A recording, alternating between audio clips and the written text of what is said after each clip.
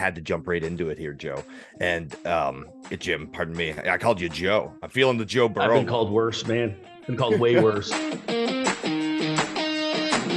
What's going on, folks, and welcome into Monkey Knife Fights preview show for the championship weekend. Wow, conference championships already upon us, Jim. It's been a fun year, and just looking back on the year we've had, you know, we've definitely had a great time interacting with people on social media, growing the Monkey Knife Fight brand. It's been absolutely awesome doing these shows with you, and you know what? I'm not gonna cry, but yeah, I might cry a bit. I got to wipe a little one away from mine, but we're good. We're good. Yeah, no, we'll get it. We'll jump right into this now, folks. Let's get into it. I mean, conference championship football. What's better than that? The Bengals riding high. If you guys have been following along on Twitter, I've been all over the Bengals the last little bit, just through tape study and whatnot. And then they're going up against Patrick Mahomes. And is it Patrick Mahomes? Is it the mobile Patrick Mahomes that we've seen in the past? Jim, what's your breakdown of the quarterback situation in KC just before we talk about anything else? Because that's obviously the elephant in the room. Look, when I was a kid, I believed in Santa Claus, maybe the Tooth Fairy, and maybe the Easter Bunny. Patrick Mahomes is not going to be able to do much on his foot. Look, he got through that game on guts and guile. And the other thing is, those of us who are athletes, we've all had injuries, and we've adrenalined our way through injuries. Once the next day hits, the reality of the injury is there. I heard he practiced on Wednesday. Fine. He couldn't even hand the ball off properly last week. So this is going to be a very simple situation. It's going to be an immobile Patrick Mahomes. He's not going to be able to buy time in the pocket. He's not going to be able to run when a play breaks down. And I know we're going to talk about this game in detail, but for me, I am thinking we are not getting much from Patrick Mahomes in this game.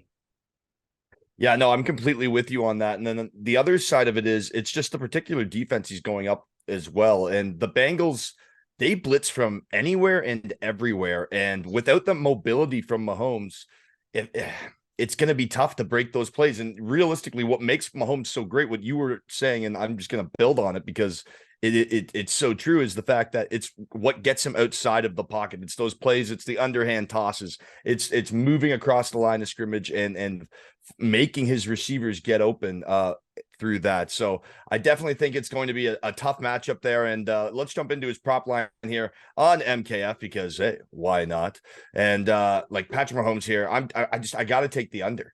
And I got to take the less on Patrick Mahomes because 270 yards is it's a lot to attain against this Bengals defense that was more than willing to go out and get after Josh Allen last week. You know, Connor, when I said my earlier comments about Santa Claus and the Easter Bunny, I meant this. This isn't the magic with Mahomes. There's not going to be this magic thing where all of a sudden his foot's working. Now, we talked about the Bengals. The Bengals have limited him significantly. They played in week 17 last year. Mahomes threw for 259 yards and 2 touchdowns. It's not a great Mahomes game. They met in the AFC Championship game. He threw for 275 and he threw 3 touchdowns. Beautiful. Week 13 this year, 223 yards and 1 touchdown. That's not Patrick Mahomes' numbers. That's a full health Patrick Mahomes. We know already they're going to drop 8 in coverage and they're going to make him find the tight spots in the zone. If he can't plant off that right foot, there's not going to be any extra drive on the football. Also, instead of the defenders playing back and trying to keep everything in front of them, now they're going to compress even more because if Mahomes can't use that right ankle properly, they're going to take that risk that he can't consistently throw downfield. And it's not even like they have the burners who consistently can do that. So this is going to create a big problem for Mahomes. And understand this, when they bring their pass rush, they're going to stunt it to the middle. They want to crush the middle of the pocket because if you do that, what does Mahomes have to do, Connor? He has to run to the outside. What can't he do? Run to the outside. They're going to force him. And once he has to move in the pocket, he is in major trouble. So yes, his yardage totals have 1 in 3 games against Cincinnati have hit the number that Monkey Knife Fight has. I projected him very, very liberally at 255 yards. And I don't even think he gets there. This is a way less. Yeah, I think the line, it has the bias of the fact it's Patrick Mahomes. If it was anyone else dealing with a high ankle sprain on a week's notice, I don't think the confidence would be there whatsoever. His counterpart, Joe Burrow, 275.5. And I'll be taking the more on that, mainly because, well, KC's pass defense is awful. They gave up 33 passing touchdowns this season. That's good enough for worst in the league. Jim, what's your breakdown on Joe Burrow? This is a tough one. Like you, I do like the more. However, people who are betting this need to be careful. If Mahomes, as I think and you think, Connor, is extremely limited, and if the Chiefs are not able to put big points on the board, there is a very good chance that means that the Bengals are playing with a lead in this game. If they're playing with a lead in this game of, let's say, 10, 14 points, they have the ability on this defense to run the football. They could take it out of Burrow's hands to a degree, and that's my concern. I do think he goes more, but now here's the rest of the breakdown on this. So basically, the Chiefs have to decide how they're going to handle this. Well, they know they don't have the people to deal with Chase. They don't have the people to deal with Higgins.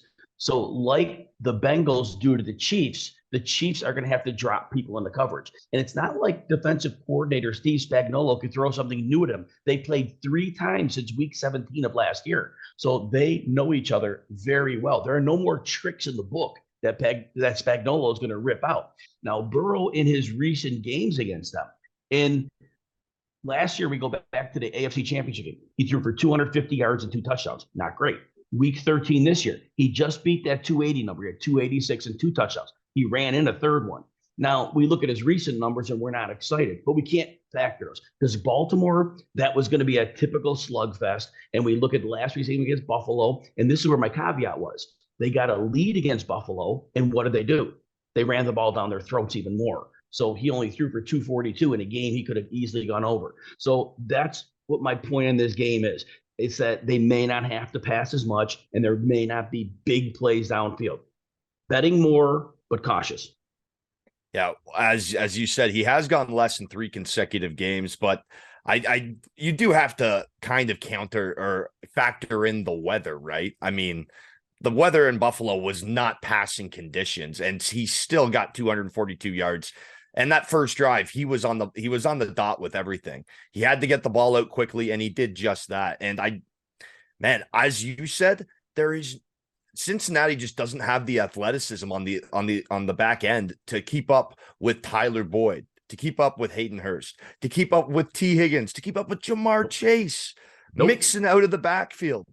And something does tell me, while I don't think Patrick Mahomes is going to be able to play up to Patrick Mahomes standards, this is a conference championship, Super Bowl berth on the line. He is going to push that ankle to as hard as he can. He's gonna ride that thing till the wheels fall off. So I do think the Bengals are going to have to throw the ball. So that's why I'm going more for Joe Burrow, and it's just such a favorable matchup. And I guess that means we got to talk about his targets, right? And I know the NFC game was technically being played first, but this AFC matchup, I had to jump right into it here, Joe. And Jim, pardon me, I called you Joe. I'm feeling the Joe Burrow. I've been called worse, man. Been called way worse. 88.5 yards for Jamar Chase. And look, he didn't get to his receiving yardage last week. Let's say that, the typical Jamar Chase yardage. However, 3 consecutive games with a touchdown. The guy knows how to beat defenses. And if this does turn into a shootout for whatever reason, which I don't think it will, but for whatever reason, he is the go-to guy. He is the guy that's going to be breaking ankles along the sidelines, getting open. And I like the more on Chase here. It's just such a great matchup for him.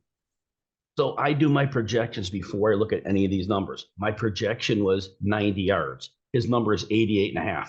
So I am over by 1.5 yards. So we're going more, but it's not like the ringing endorsement of all ringing endorsements. Now, that said, Jamar Chase, we have to forget the player we saw early last year when he was putting up those insane games. He's been under 90 yards in 9 of 14 games that he's played this year. He's been under 86 yards in his last 5 games. Now, before that, he had a stretch of 4 straight games where he did go over. That included a couple of games against the NFC South that had never seen him. But he is getting targets, though. He normally gets nearly 10 plus targets a game. So we have that. But most teams have learned putting people over the top and keeping him in front of you. They're limiting those 60-yard, 80-yard plays. He hasn't been getting those. So he's doing it on volume. In week 13 against Kansas City, 7 catches for 97 yards. So he beat the yards, but again, it wasn't an explosion game. Even back to the AFC Championship game last year, after Chase mauled them for 260 yards in the regular season, they held him to 6 for 54 and a touchdown. So it's been concerning because he gets it done. He moves the chains. He scares the heck out of the defense and helps everybody else. But the monster games haven't been there. But like I said, my projection is a yard higher. Razor close, not great confidence, but given the choice, yes, we're going more. Yeah, it's definitely a squeaker on that one. A yard and a half. Yeah, that's that's about as close as it comes there. And then, I mean, hey, it is a more, but he's going up in this more or less contest. We have him with Travis Kelce here, and wow, what a performance last week! Historic game, 98 yards, 14 receptions, a pair of touchdowns through the air. So here's why I think Travis Kelce could do great things this week. Patrick Mahomes has to get the ball out quickly. We saw Travis Kelce on quick underneath routes. We saw Travis Kelce roll with Mahomes when Mahomes was able to not extend the play or extend the pocket, but maybe take a step or hop. Let's call it hop left or hop right. Kelce was there. They have such a good rapport together that Kelce's going to find a way to make Mahomes' job easier. And that's why I like the more in this one. Whether he's lined up at the tight end position, whether he's lined up in the backfield, it's going to be quick passes. We saw 14 receptions last week, Jim. Quick passes to Travis Kelce, and I think he gets the more on this one. I am more comfortable, however. Here's a little nugget for you guys. His number on Monkey Knife Fight for receptions is 6.5. So I'm more comfortable with that one for Travis Kelce. The reception line, Mahomes is going to have to get him the ball. Completely with you on the reception total. He has to go over that total. Now, we know every team they gun for Kelce, and very few defenses have had success against him. And remember last week, though, he had the 14 catches. He only got 98 yards. It's 7 yards a catch. That's a lot of catches, even to get to this week's total. He's going to need, if that's the same yardage he's getting, we're talking need another 10 catches to get there. Now, he might, but remember this. Jacksonville was one of the worst defenses in the league against tight ends. We knew that going in. It was an attack mode game for the tight end. Cincinnati is significantly better. Cincinnati is very, very used to seeing Kelce again 3 times since week 17 of last year. And they've done well against him. Last year in week 17, held him to 5 catches for 25 yards. And then in the AFC Championship game, he did get to 95, but it took 10 catches. And again, that was with Mahomes fully healthy. But then in week 13 this year, 4 catches for 56. So Cincinnati has done an excellent job on him. I do have him at 69 yards. So I do have him with less. He's going to need a lot of catches to get there because there's not going to be anywhere to go after the catch. Yeah, no, I'm completely with you on that. And it's more just because of his usage, why I have to take the more, because I see all the targets going his way. And that's why I said I'm much more comfortable with the more on the 6.5 receptions. Now, Jim, let's talk about Joe Mixon. Wow, what a performance last week. Every time he touched the ball, he looked like lightning last week. It was awesome. I'm going to have to take the more on him because of what you said. I think if this game does get out of reach a bit in the fourth quarter, it's going to be Joe Mixon time. He's great at running the ball in between the tackles. And, it's going to wear down this Kansas City defense, especially once Joe Burrow is going over the top in the first half. They're going to have to be wary of that. So Joe Mixon's going to be able to eat them up on the ground. You know, you're right about that. And what we have to understand here is that I said earlier, the defense is going to drop players back to deal with those receivers. There's going to be room to run here. Samaje Perine played in week 13. Mixon was out. He ran for over 100 yards. Last year's AFC Championship game, Mixon went for 88 yards. These are over the total. So, yes, he's going more here. He's going to be leaned upon. And again, I think they will have a lead. And last week, he's had a solid snap share. Even though it was better the last 4 games of the regular season, Ryan's cut in. Mixon gets enough work to go more than this total. Yeah, and then his counterpart, Isaiah Pacheco. I think Andy Reid's going to have to scheme him into the game plan to try to take some pressure off Mahomes' ankle, quite literally. And that's why the more there for Isaiah Pacheco is looking nice. However, that's tight. That's tight because I do see them needing to throw the ball. So I will take the more with Pacheco, but not as confidently as the more with Mixon. I'll tell you, Connor, the Pacheco number is a trap. The reason it's a trap is it looks too good to be true. He's gone over 50 yards in 9 of his last 10 games. He rushed for 66 yards in week 13 against Cincinnati. Last week, 95 yards. So everybody's going to say more. But guess what's going to happen here? Like I said earlier, with Mahomes on a compromised ankle, I said earlier, the defense is going to compress in. Pacheco lives when defenses are fully back, protecting the deep game. His one-cut authoritative run style, he gets him directly to the second level for big runs. There's not going to be a second level in this game because the defense is going to be crept up because they're not going to respect Mahomes to throw. This is a trap. It's a good run defense, and we know the Chiefs have a great run blocking line. He doesn't have the advantage. He's not a nuanced runner. He's downhill, and there's not going to be, like every other week, there's a big chasm of space that won't be there this week. It's a trap. He's going less. Well, Admiral Akbar Star Wars reference. It's a trap. All right, let's move on to the NFC Championship game. We have Jalen Hurts versus Brock Purdy. This is going to be an awesome matchup. When these two guys went at it in college, 41-40. What a matchup. This is going to be a ton of fun. I will be taking the less on Jalen Hurts. Look, his legs are what they're going to try to utilize. Philadelphia wants to run the football. It just so happens San Francisco's defense is incredibly good at it, which means I think the clock is going to tick. Jalen Hurts is going to make some big plays through the air. However, I don't see him getting to 240 yards, Jim. It's a close one. So first of all, we learned from the Eagles this year. They can run, they can pass because their offensive line can dictate and they have personnel to do either. San Francisco's only weakness on defense is the perimeter receiver defense. You can beat them with receivers. You can't beat them with the run. Jalen Hurts is not going to be able to outrun those linebackers. They have a huge advantage on the outside for both Brown and for Devontae Smith. My thought is they're not going to even bother running the ball much. And there were games this year they didn't even waste their time. They're going to throw here. And so I respect your call on the less. I projected him at 251 passing yards because I believe there's multiple big plays in the passing game. 49ers simply break down on those.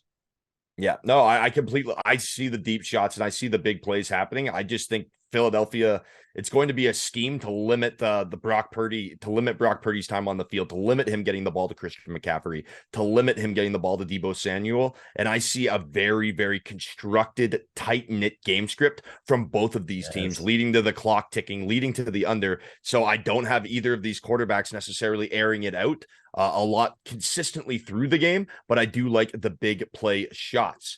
Now, you were just, one thing I did want to note there is, yeah, that offensive line for the Eagles can do it all, right? Jason Kelce, run block, pass block, sing, probably singing while he's run blocking and pass blocking. So if, it's going to be a tough test, but then again, they're going up against Bosa, who led the league in sacks. So I don't think Hurts is going to have as much time as he's normally used to, despite how good that Philadelphia offensive line is. Now, getting into Brock Purdy, I will be taking the less on this because I just see a ton of check down passes, a couple of deep shots over the top. George Kittle has been the guy he's been looking for in those deep shots. And then it's just been playmaking ability. It's been drag routes. It's been swing routes to guys like Deebo and CMC, and then them breaking tackles and getting those yards after the catch. So it's going to be less for me on Brock Purdy, Jim, but I'm interested because 220, I mean, two big Deebo plays and he's essentially there. And that's always the problem, right? I do have him less. I have him at 215, so he's 4 yards less than the total. A lot of these were close this week. You're tiptoeing around some landmines right now, my guy. I totally am. Well, the strength of the defense are two things in Philadelphia: is the pass rush and the outside corners. The pass rush has been problematic lately for Purdy, even though he has a good line. The interior line can be compromised, and there's not going to be much on the outside. So everything's going to be in the middle of the field. I think they're going to want to run the ball a lot here. You can get a good physical run attack, and you can have success against Philly. So I think, like you said, they're going to run the ball. They'll have some success in the middle of the field, but I am going less. Yeah, I will be taking the less mainly because of the Christian McCaffrey influence on this game. Now, AJ Brown, he's on the screen. We have Christian McCaffrey and we have Miles Sanders. Perfect. We got the whole gang together. It's awesome. Everyone hop in. We're going for a ride here. AJ Brown. Man, I think it's going to be a couple deep balls to AJ Brown, a couple 35-yard passes to AJ Brown that just ignite this Eagles crowd, and that's what's going to bring the Eagles close. And then Fred Warner's gonna stomp all over them. But however, these shots will be there, and I will be taking the more on AJ Brown. Yeah, I have AJ Brown going for 85 yards here. He'll likely be manned up with Charvarius Ward, a very good physical corner. But look, it doesn't get any more physical than AJ Brown. You know, and we know he had varying success, Charvarius Ward, against DK Metcalf. The first game in the regular season slowed him down. The playoffs, Metcalf went nuclear. AJ Brown could beat him over the top. He could beat him underneath. He's going more here. He's going to win that one-on-one battle. Yeah, no, I absolutely love that. I love it when you bring in those alphas. I love it when Jim breaks down the alphas. Yes. Nothing quite gets me going like that. Now, Christian McCaffrey, yes, he's a little banged up. Yes, we saw him take a bit of a well, I don't want to say a break last week, but he definitely was on his snap count. So this is an interesting number, but this is the NFC Championship. This is all or nothing. This is a ticket to the Super Bowl. So I do not think his injury is going to hinder Christian McCaffrey whatsoever. The Eagles this season had a bottom 10 defense in terms of yards per carry. They gave up 4.6 yards per carry this season. Christian McCaffrey is going to eat you alive. Now, Connor, I always break this down recently, and you're right about the yards per carry. In their last 8 games, they gave up 4.08 yards per carry. In their last 4 games, 4.19 yards per carry. So once they added Linval, Joseph, and Ndamukong Suh, they did get a lot better against the run. So there's that. But I want you to hear this. Christian McCaffrey had 4 somewhat tough matchups this year. He had a bunch of easy ones. In the tough ones, Dallas, 10 carries for 35 yards. Washington, 15 carries for 46. New Orleans, 11 carries for 32. He destroyed Tampa Bay, 14 for 119, but that was his former division opponent. He had a lot of familiarity with them. That got me nervous, Connor. Yeah, I mean, I respect it, but you gotta feed the dogs this week, right? With everything on the line, and CMC is I'm going with the more here. I'll be tweeting you at that one, Jim, and I'll be like, darn it, you got me again. Miles Sanders.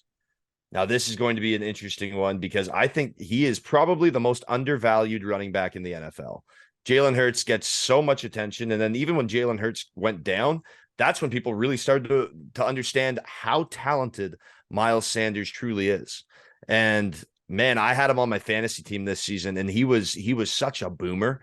And in this matchup, as I said, Philadelphia at home, going to try to construct and just constrict this game to make it short, limit the opportunities for the 49ers on offense, and more for Miles Sanders because they're going to run the ball, or they're going to try.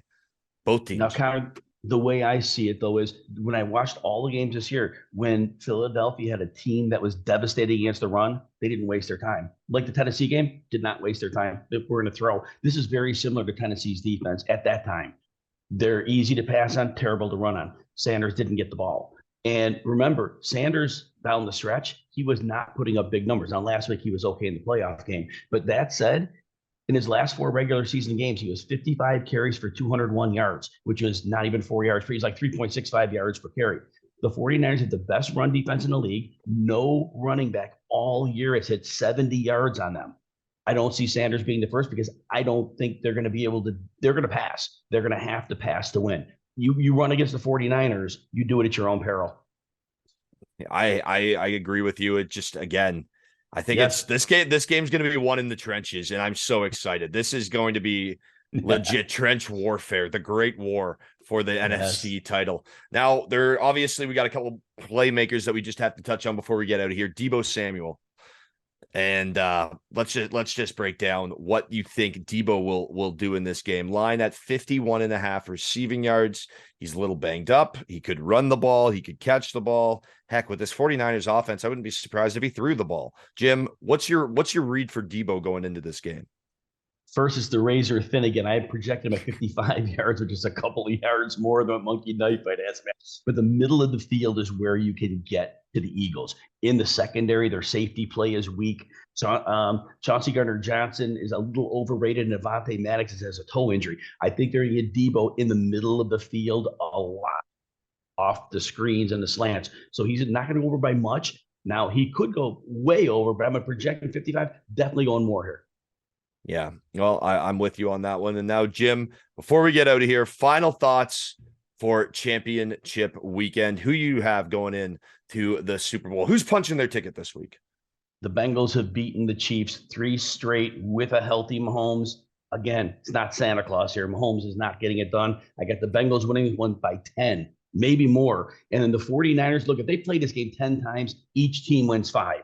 This one, I'm taking the 49ers 23-21. Wow. I'm actually on the 49er bandwagon too. I haven't seen many people on that as well. I think defense wins championships, and it just, man, I am terrified. I am so scared of Fred Warner. It's haunting. Jim, let everyone know where they can find all your great content. You can catch me on Twitter at Jim Coventry NFL. We'll have videos up there. We have threads, bet threads. We'll have game flow threads ahead of time, and we'll definitely be set there. Catch me there and at rotowire.com.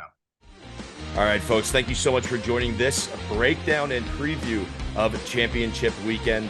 We have the Eagles taking on the Niners, that followed up by the Bengals and Chiefs. It's going to be some awesome football, folks. Enjoy it. I'm Connor Rowntree. That's Jim Coventry. Have a great weekend.